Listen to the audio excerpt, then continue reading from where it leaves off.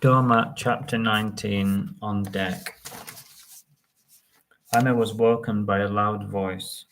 To the master's station, it said, and she quickly remembered that she had to put on her life belt. And then she went upstairs in the lift and she saw that everyone was wearing life belts. And when they sat down, a long list of rules were read out. The thought of being in the cold water was super scary to her, but then she remembered the size of the ship. It looks unsinkable, like the Titanic, she thought, and then she remembered her mistake. It was a relief when it was all over, and then she headed for the bar. Time to enjoy myself, she thought, but no alcohol this time. The ship was tipsy enough, she thought with a chuckle. Anna ordered a lime cordial, and then she found a nice table to sit at.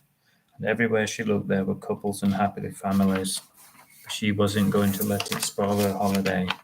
I've had enough of men, she thought to herself as she sipped on her drink. It was delicious.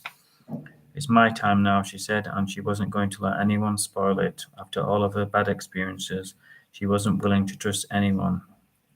She would trust herself. She'd been hurt too much in the past. Anna was pleased when the music began. It was Tina Turner, one of her favourites. Now there's a strong woman, she thought, and she bobbed along to the powerful music. And just as she was beginning to enjoy herself, a well-dressed man came over to speak to her. Anna looked him up and down, and although he looked nice, she wasn't having him spoil her evening, and she politely told him that she was fine on her own.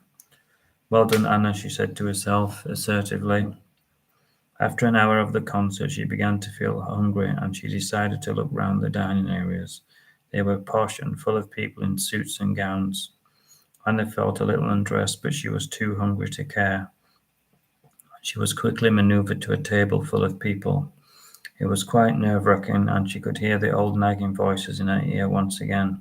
Why did you come here? They won't like you, the voice said. Buzz off, said Anna as she bussed up a chair.